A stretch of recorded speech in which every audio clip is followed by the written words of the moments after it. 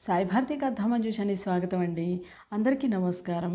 మంచి మంచి కథలకై మరియు జోకులకై తప్పక నా ఛానల్ని లైక్ చేసి సబ్స్క్రైబ్ చేసి షేర్ చేస్తారని భావిస్తూ ఇవాల్టి జోకులు. కర్రలు పట్టుకుని ఓ 10 మంది నడివయసు అంకుల్సు కాంతం గారి ఇంటికి వచ్చి కాలింగ్ బిల్ కొట్టారు. మంచి కుదిమట్టంగా ఉండే కాంతం గారు తలుపు తీసి నుంచుంది అడ్డంగా. ఏమిటి అన్నట్లు. మా ఇంట్లో పనులన్నీ నేనే చేస్తా, మీ వారిని కూర్చోబెట్టి మేపుతున్నారా అని మా ఆడోళ్ళందరికీ మెసేజ్లు పెడుతున్నాడు. ఓసారి మీ ఆయన పిలుస్తారా అంటూ కోపంతో అందులో ఒకడైన గోపాలం ఊగిపోతూ మాట్లాడాడు. వాళ్ళకేం తెలుసు పాపం. ఇదంతా వింటూ ఎంతో ఉల్లాసంగా నవ్వుకుంటూ వాళ్ళ ఆవిడ వెనకే నిలబడ్డాడు ప్రసాదం. కాకపోతే వాళ్ళ ఆవిడ వెనక నిలబడటం వల్ల వాళ్ళకి కనపడలేదు అంతే. కాంతం ఇదంతా చూసి కోపంగా ఒక్క చూపు చూడగానే వెళ్ళిపోయారు దెబ్బకి భయపడి. అయినా ప్రసాదం గారు, మీకు అంత అక్కసు పనికిరాదండి బాబు.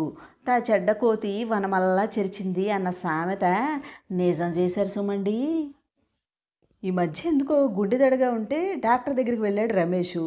డాక్టర్ గారు పరీక్ష చేసి మందులు రాస్తూ ఫేస్బుక్లో ఎవరేమి రాసినా పోస్టులు పెట్టినా అవి చదివి అవి వాళ్ళ అభిప్రాయంలే అని ఊరుకో, అంతేగాని వాటి మీద ఎక్కువ రియాక్ట్ అయ్యావనుకో నిన్ను ఏ దేవుడు కాపాడలేడు అంటూ మందుల చీటీ చేతిలో పెట్టాడు కాలజ్ఞానం చెప్పిన బ్రహ్మంగారిలాగా. నిజమే మరి. కొన్ని పోస్టులు చూసి కొంతమంది బీపీలు షుగర్లు గుండెదళ్ళు తెచ్చుకుంటున్నారు. ఎప్పుడూ కూడా మీలో మీరు తన్నుకు చావండి, నన్ను ఎంటర్టైన్ చేయండి అన్నట్టు ఉండాలి. ఏమంటారు మరి? రోడ్డు మీద నడుచుకుంటూ వెళుతున్న సుబ్బరావుని బాబయ్య, ధర్మం బాబయ్య అంటూ పిలిచాడు భిక్షపతి.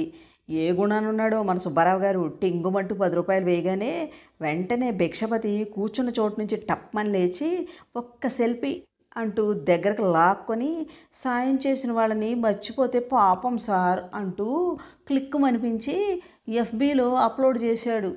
ఫీలింగ్ గుడ్ అంటూ.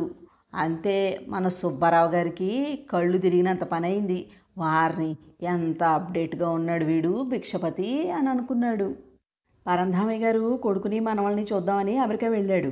ఆ మాట ఈ మాట స్నానాలు గట్రా అయ్యాక మామయ్య గారు భోజనానికి రండి అంటూ బాబ్డి హెయిర్తో ఉన్న కోడలు పిలవగానే వెళ్ళి టేబుల్ దగ్గర కూర్చున్నాడు. కూర పప్పు కలుపుకొని తిని రసంలోకి వచ్చాడు. కరేపాకు వస్తే తీసి కింద పడేశాడు. అంతే, కోడలు నవ్వు ముఖంతోనే కంగారు పడుతూ రసంలో కరేపాకు అలా don't throw away uncle, packet $10 పెట్టి కొన్నాము అంది. నిజమే మరి. ఇండియాలో లాగా కూరలో కరేపాకు వస్తే తీసి పడేయకూడదు అక్కడ. ప్రతిదీ వాల్యుబులే మరి.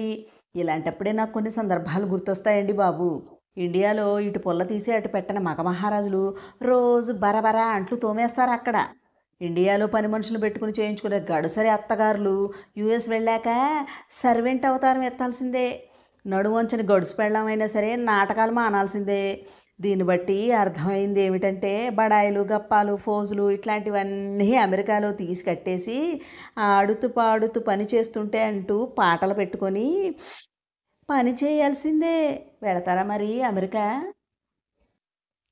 విన్నారు కదా ఫ్రెండ్స్. ఈ జోకులు కనుక మీకు నచ్చినట్లయితే తప్పకుండా ఈ వీడియోకి ఒక లైక్ ఇవ్వండి.